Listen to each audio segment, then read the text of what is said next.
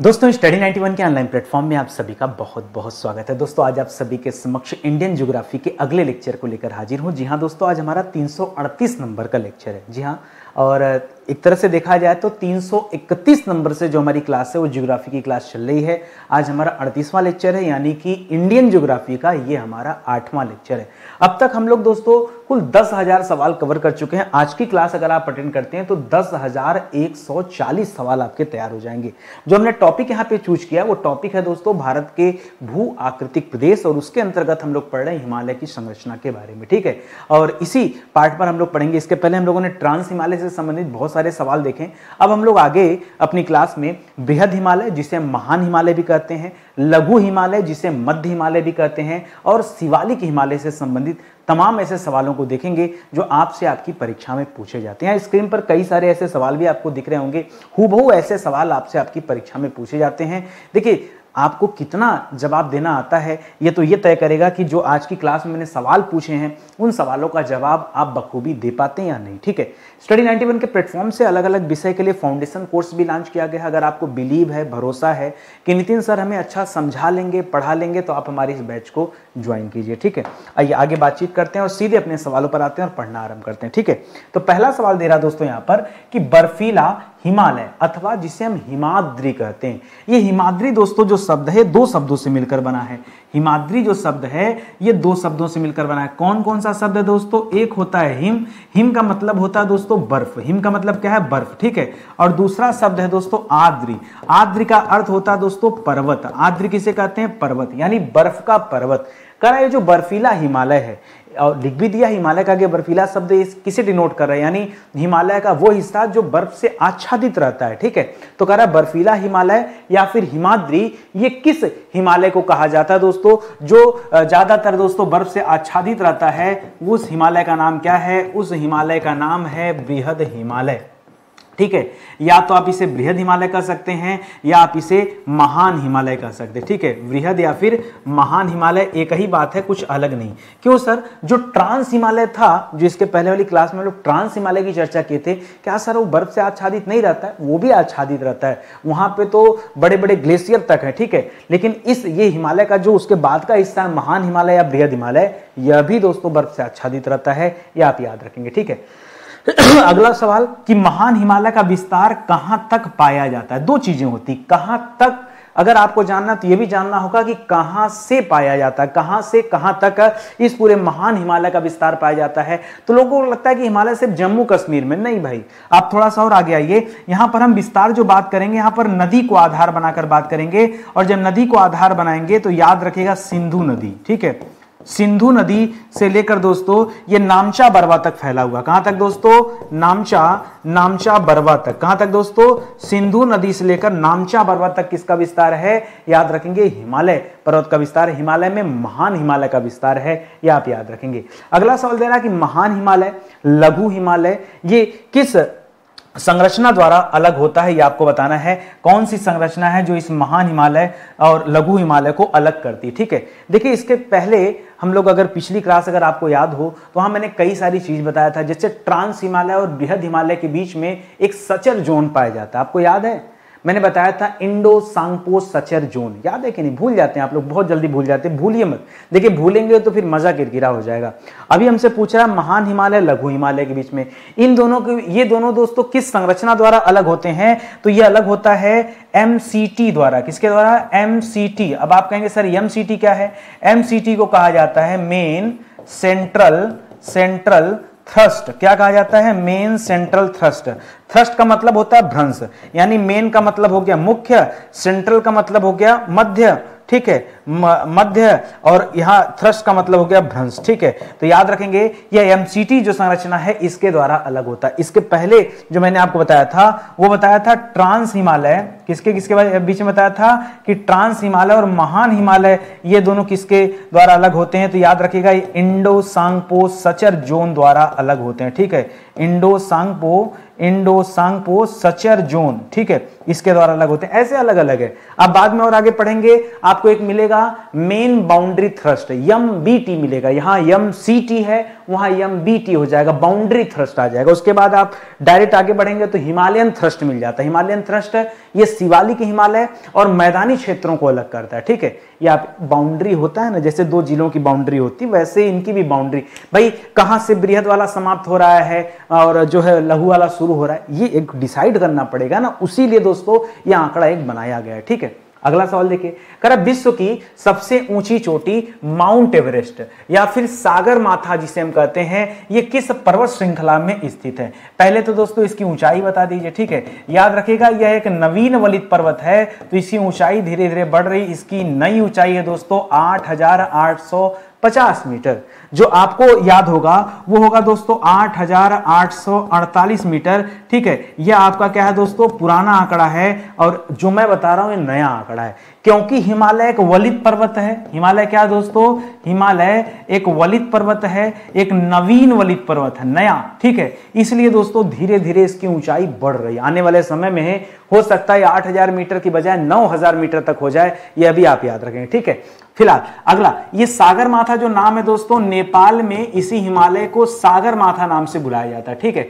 और आपको पता है इसका नाम माउंट एवरेस्ट क्यों पड़ा? देखिए माउंट का मतलब तो पर्वत होता है, लेकिन एवरेस्ट नामक व्यक्ति ने 1840 ईस्वी में सबसे पहले इसकी खोज किया था। 1840 ईस्वी में, याद रखिएगा, एवरेस्ट नाम का एक व्यक्ति था, ठीक है। एवरेस्ट नाम का एक व्यक्ति था, उसने इस पर्वत की दिशा को बताया था, मतलब आकार, उसकी आकृति, सब कुछ बताया था, इसलिए अंग्रेजों ने उस पर्वत का नाम क्या रख दिया, माउंट एवरेस्ट रख दिया। लेकिन आज भी नेपाल के लोग उसे माउंट एवरेस्ट नहीं बुलाते हैं, उसे सागर माथा के नाम से बुलाया जाता है, ठीक है।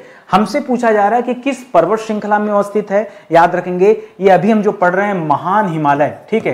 क्या पढ़ रहे हैं, महान हिमालय, या फिर हम बृहद हिमालय के बारे में जो पढ़ रहे हैं, चाहे महान हिमालय कहिए चाहे आप बृहद हिमालय कहिए, ठीक है, ये इसी श्रृंखला का भाग है, ये आप याद रखेंगे, ठीक है। तो माउंट एवरेस्ट या सागर माथा किसका भाग है, किसका हिस्सा है, किसके अंतर्गत आता है? तो याद रखेंगे महान या बृहद हिमालय के अंतर्गत आता है। अगला सवाल दे रहा है कि बृहद हिमालय काट कर बहने वाली पूर्ववर्ती नदियां कौन सी ऐसी नदियां हैं जो बृहद हिमालय को काटकर पूरब दिशा की तरफ दोस्तों प्रवाहित होती हैं, बहती हैं, ये आपको बताना है, पूर्ववर्ती नदियां, ठीक है। अब देखिए, अब बच्चा सोचता है कि पूर्ववर्ती मतलब वो पूरब दिशा में भागना चाहता है, ऐसा नहीं है। ये पूर्ववर्ती नदियां जो है दोस्तों, ये पूरब से निकलती हैं, हिमालय को काटती हैं और पश्चिम की तरफ चली जाती हैं, जिनमें से एक सबसे मुख्य नदी दोस्तों सिंधु नदी, ठीक है। सिंधु नदी इस बृहद हिमालय को काटकर सीधा पाकिस्तान वाले रेंज में चली जाती है, ठीक है। तभी तो दोस्तों ये जाकर के पाकिस्तान पहुंचते हैं, तो अभी भारत नहीं आ जाती, ठीक है। लेकिन उसी स्थान से दोस्तों एक नदी है ब्रह्मपुत्र नदी, ये उसी के मानसरोवर झील एक पड़ता है, उसी के आसपास से निकलती है, और ये ब्रह्मपुत्र नदी पश्चिम दिशा में न जाकर सीधे पूरब की तरफ आ जाती है, अरुणाचल प्रदेश को, मतलब भारत को ऐसे दोनों तरफ से दोनों नदियों ने घेर रखा है। एक तरफ से सिंधु नदी ने घेर रखा है, एक तरफ से जो है ब्रह्मपुत्र ने घेर रखा है। इसी बीच में दोस्तों एक और नदी का नाम याद रखिए, अलकनंदा नदी, ठीक है। कौन सी नदी?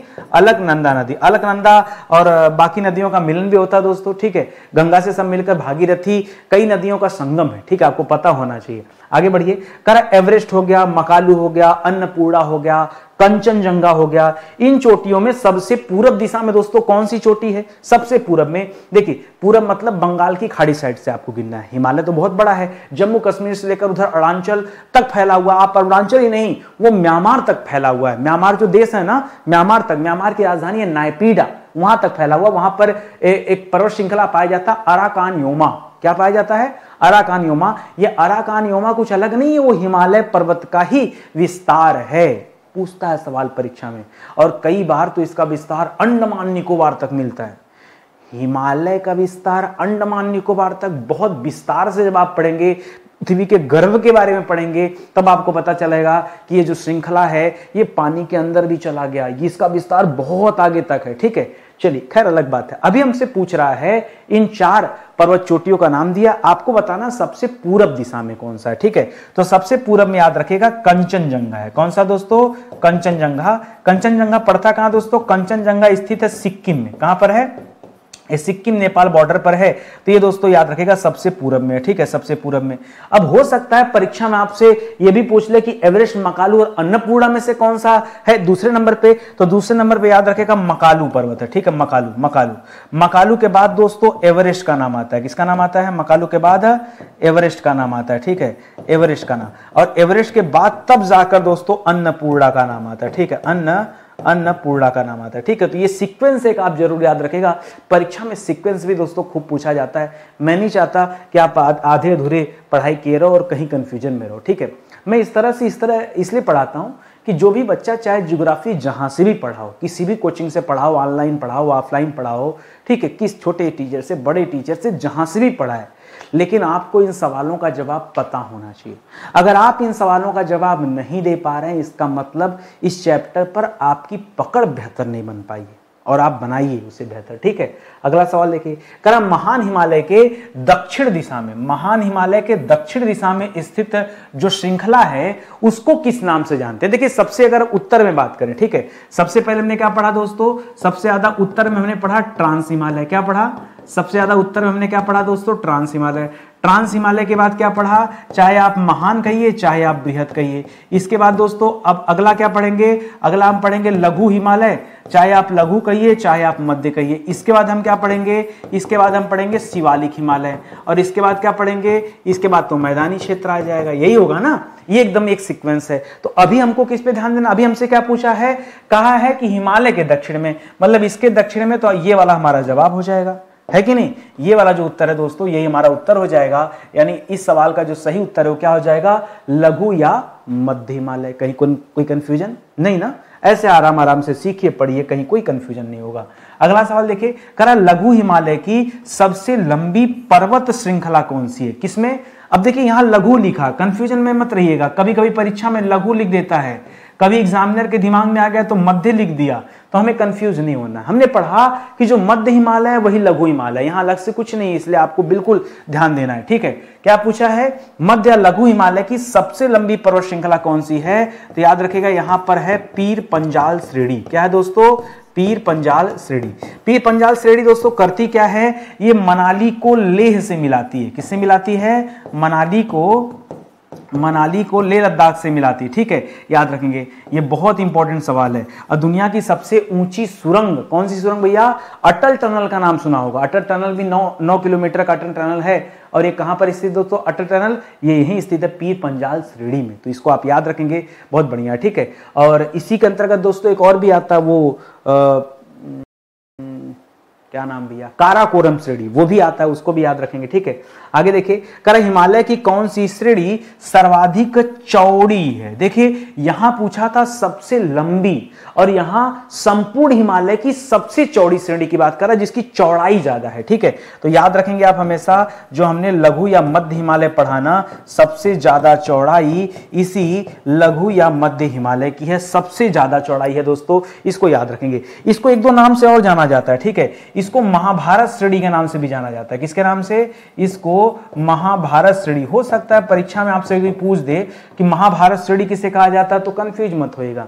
सर अभी तो 2 ही नाम देकर आप परेशान किए थे कि लघु हिमालय याद रख लो, मध्य हिमालय याद रख लो, अब एक तीसरा नाम आप कह रहे हैं याद कर लीजिए, ठीक है, याद कर लो। अभी चौथा भी बताऊंगा आपको, ठीक है, धीरे धीरे आहिस्ता आहिस्ता। पहले ही बताता तो कंफ्यूजन हो जाता, एक एक करके याद कराऊंगा ना। तो लघु और मध्य के बाद क्या याद रखेंगे? हम याद रखेंगे महाभारत श्रेणी। भाई परीक्षा में पूछ सकता तो मैं क्यों ना बताऊं, आप मुझे बताइए, ठीक है। आगे देखिए, अटल टनल जो दोस्तों, ये 9.02 किलोमीटर इसकी लंबाई है। अटल टनल की जो लंबाई है वो कितना दोस्तों? 9.02 किलोमीटर। करा ये किस पर्वत श्रृंखला में स्थित है? अभी अभी तो बताया आपको, ये पीर पंजाल श्रेणी में स्थित है। कहां स्थित है दोस्तों? यह पीर पंजाल श्रेणी में स्थित है अटल टनल। और अटल टनल दोस्तों करती क्या है? ये भी बता दिया आपको, ये मनाली को लेह से मिलाती है, ठीक है, मनाली को लेह से मिलाती है। इसका भी एक नाम है, अटल टनल तो बाद में नाम पड़ा, जो स्टार्टिंग में इसका नाम था रोहतांग सुरंग। क्या नाम था दोस्तों?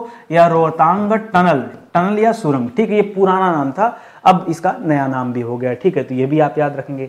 अगला सवाल करा कि कश्मीर घाटी में हिमोड़ निक्षेप द्वारा निर्मित संरचना क्या कहलाती? देखिए हिमोड़ निक्षेप भी देता, निक्षेप माने होता जमाव, आप समझिए पहले बात को। निक्षेप का मतलब क्या होता है? निक्षेप का मतलब होता है जमाव, ठीक है। और ये जमाव दोस्तों दो कारण होते हैं।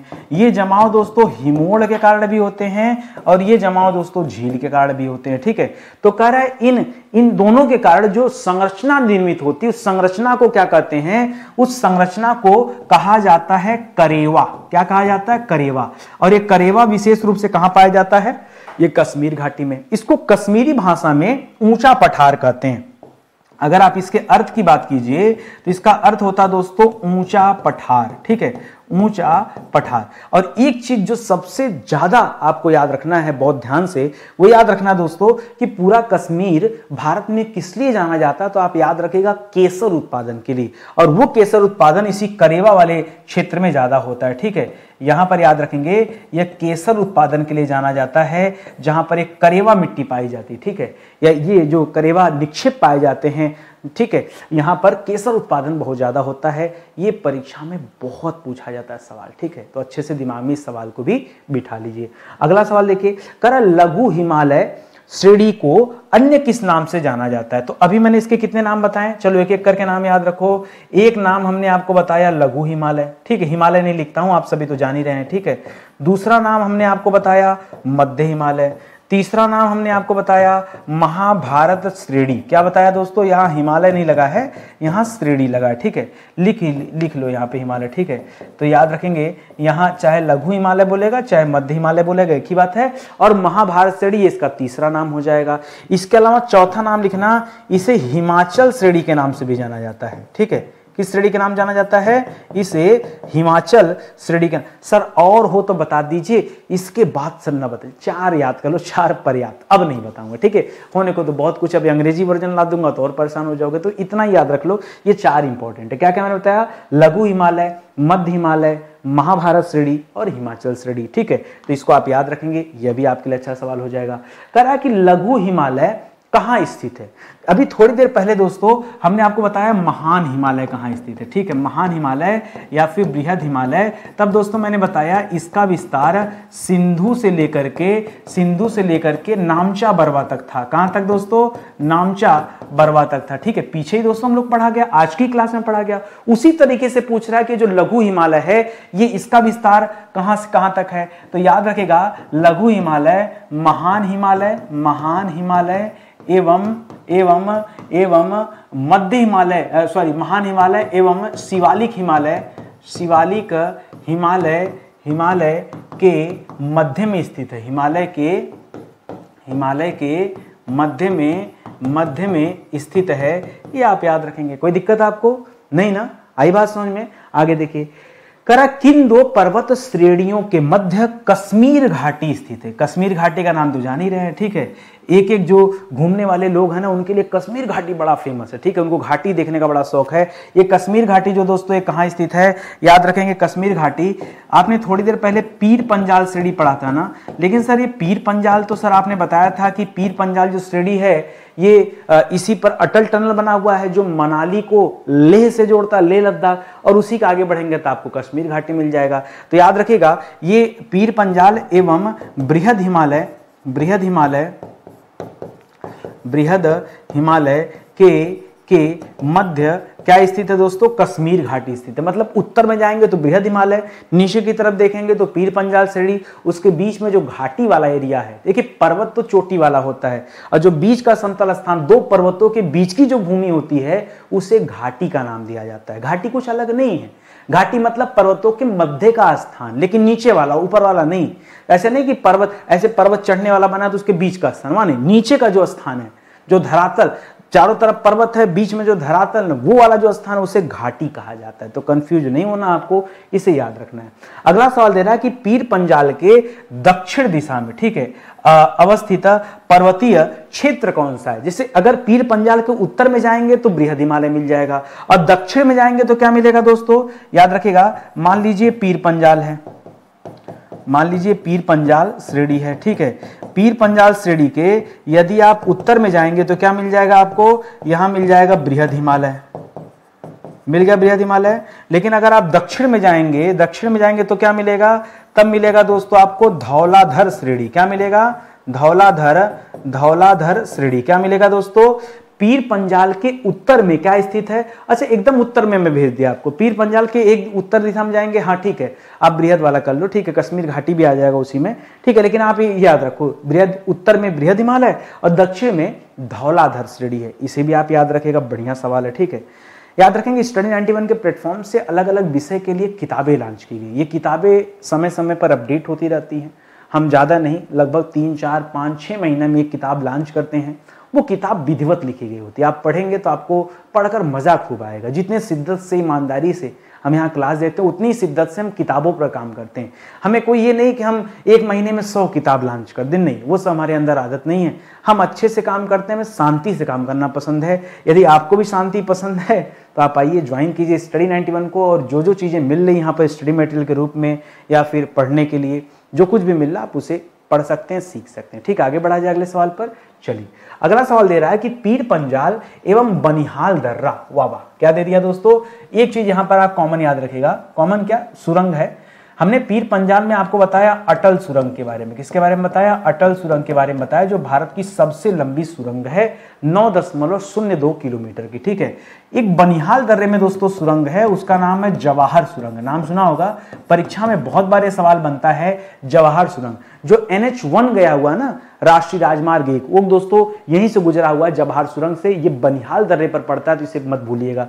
अभी सवाल पूछ रहा है कि पीर पंजाल एवं बनिहाल दर्रा किस पर्वत श्रेणी के मध्य में दोस्तों स्थित है, तो याद रखिएगा ये पीर पंजाल श्रेणी के मध्य में ही स्थित है, ठीक है। ये जो दर्रे हैं ये पीर पंजाल श्रेणी के मध्य में। अच्छा एक चीज और बता दूं मैं आपको, दर्रा किसे कहते हैं? मान लीजिए दोस्तों कोई पर्वत है, ठीक है, पर्वत के बीच में जो पतला सकरा मार्ग होता है ना, ये दर्रा होता है, ठीक है। याद रखेंगे पर्वतों के मध्य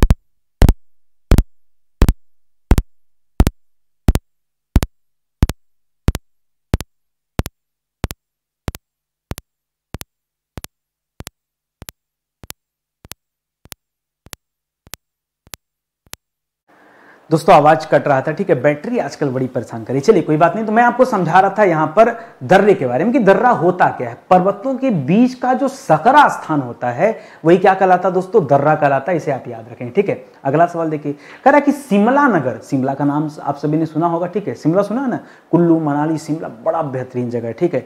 तो कह रहा है शिमला नगर जो है दोस्तों ये किस पर्वत श्रेणी पर स्थित है, सिर्फ आपको इतना बताना है। तो याद रखेगा ये जो शिमला है ये धौलाधर श्रेणी में स्थित है। कहाँ स्थित है? ये धौलाधर श्रेणी पर स्थित है। और आपने एक चीज और पढ़ा कि धौलाधर श्रेणी कहां पर है, तो ये पीर पंजाल के दक्षिण में स्थित है। धौलाधर श्रेणी कहां पर है? पीछे पढ़ा है आपको ना, पीर पंजाल के दक्षिण में। क्योंकि पीर पंजाल यार जम्मू कश्मीर साइड है और फिर मनाली तो नीचे साइड है ना, कुल्लू मनाली और ये शिमला सब नीचे साइड है, ठीक है। तो सिंपल सी बात है दक्षिण में ही होगा। अगला सवाल दे रहा है कि लघु हिमालय की ढाल पर छोटे छोटे घास के मैदानों को कश्मीर तथा उत्तराखंड में क्रमशः किन नामों से जाना जाता है? तो याद रखेगा यहां दो चीज दिया है, एक तो आपको बताना है कि उन घास के मैदानों को कश्मीर में किस नाम से जाना जाता है और उसी मैदान को उत्तराखंड में किस नाम से जाना जाता है, ये दो, ठीक है। तो कश्मीर के लोग दोस्तों से मर्ग बुलाते हैं, क्या बुलाते हैं? इसीलिए दोस्तों आपने सोनमर्ग वगैरह का नाम सुना होगा, सुना है ना सोनमर्ग, कभी गूगल सर्च कीजिए, बहुत शानदार जगह है, ठीक है। पहाड़ी ढाल पर दोस्तों सोनमर्ग, छोटी छोटी घास के मैदान पाए जाते हैं, बहुत सुंदर लगता है नजारा वहां से, ठीक है। तो सोनमर्ग कहा जाता है। उसी घास के मैदान को उत्तराखंड के लोग बुग्याल के नाम से जानते हैं। किस नाम से जानते हैं? बुग्याल। क्या कहते हैं दोस्तों वहां पर, क्या बुलाते हैं? वहां बुलाते हैं बुग्याल के नाम से, बुग्याल, या फिर वहां बुलाते हैं पयार के नाम से, बुग्याल या पयार। ये एक दो नाम आप याद रखें, ठीक है, परीक्षा में पूछा जाता है भी, ठीक है। अगले सवाल पर आइए। अगला सवाल दे रहा है कि भारत के प्रसिद्ध स्वास्थ्यवर्धक पर्यटन स्थल जैसे शिमला हो गया, जैसे मसूरी हो गया, जैसे नैनीताल हो गया, जैसे रानीखेत हो गया, ये जो सभी जगह है दोस्तों ये कहाँ स्थित हैं? और ये दोस्तों भारत के सबसे प्रसिद्ध जो है टूरिज्म प्लेस हैं, ये आपको बताना है ये कहाँ पर हैं। तो ये जितने भी अच्छे बेहतरीन जगह मिलेंगे ये सब दोस्तों लघु हिमालय पर ही स्थित है, ठीक है, लघु हिमालय के पास। लेकिन लघु हिमालय बोल भी नहीं सकते, लघु या मध्य हिमालय, तो लघु व शिवालिक हिमालय के मध्य में स्थित, आप ऐसे कहिए, ठीक है, लघु एवं शिवालिक के मध्य में स्थित है। शिवालिक तो और दक्षिण में पड़ जाएगा, लघु को ही मध्य कहा जाता है, ठीक है। तो और शिवालिक जो उसके नीचे पाया जाता है, शिवालिक के बाद तो मैदानी क्षेत्र आ जाएगा, ठीक है।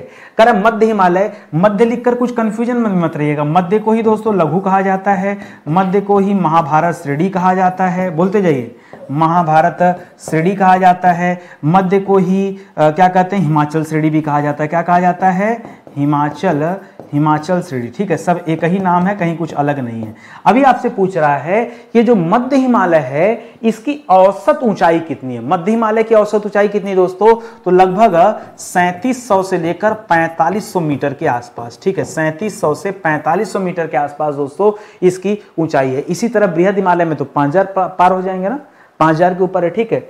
और नीचे की तरफ आएंगे तो और हिमालय का जो नीचे वाला हिस्सा तो और ज्यादा ऊंचाई वहां कम मिलेगी। अगला सवाल दे रहा है काठमांडू घाटी। काठमांडू क्या दोस्तों, काठमांडू जो है दोस्तों नेपाल की राजधानी है।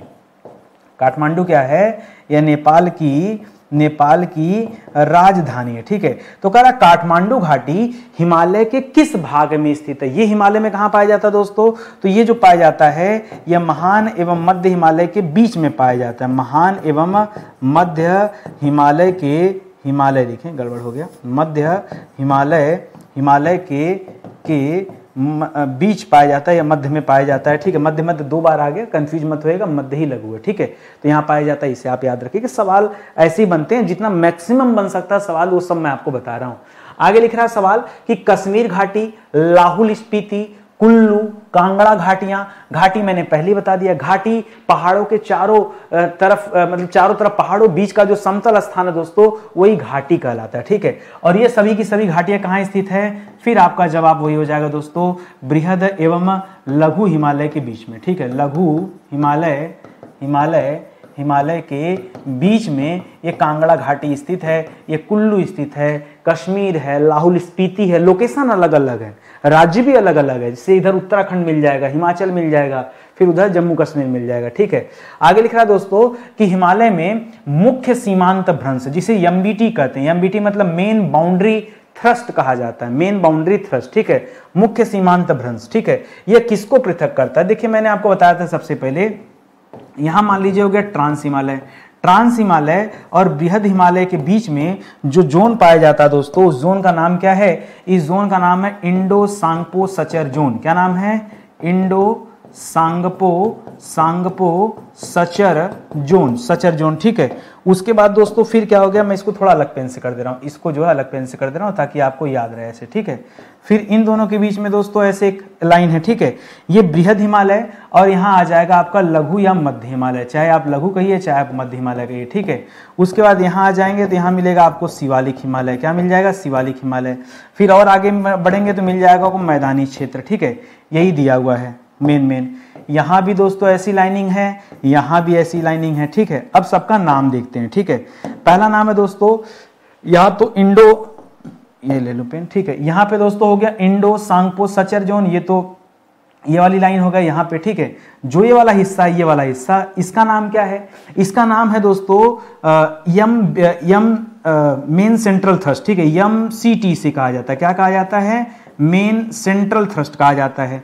ये वाली जो लाइन है दोस्तों इसे कहते हैं MBT, मेन बाउंड्री थ्रस्ट इसे कहा जाता है, कॉपी पे नोट कर लो, ठीक है। और ये वाला जो हिस्सा दोस्तों इसको हिमालयन थ्रस्ट कहा जाता है, ठीक है, या फिर इसे हिमालयन फ्रंटल थ्रस्ट कहा जाता है, ठीक है। HFF बोला जाता है, ठीक है। ऐसे भी नाम होता है कई नाम।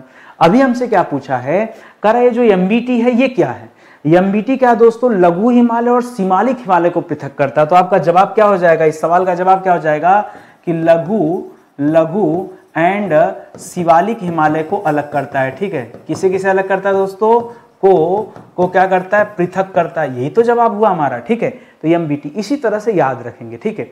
बहुत ध्यान से पढ़िए, अगर आप पिछला क्लास देखे होंगे तब तो आपको MBT MCT ये सब समझ में आएगा, नहीं देखे होंगे तो फिर परेशानी खड़ी होगी, ठीक है। अगला सवाल देखिए, करा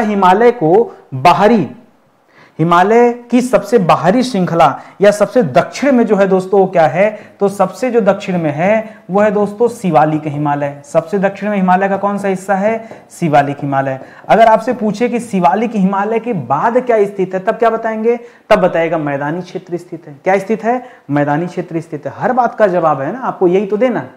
आगे बढ़िए, कह रहा है शिवालिक श्रेणियों की औसतन ऊंचाई कितनी है। थोड़ी देर पहले दोस्तों हमसे क्या पूछा था, लघु एवं मध्य हिमालय की औसतन ऊंचाई। लघु या फिर मध्य हिमालय की औसत ऊंचाई हमसे पूछा था, औसत ऊंचाई।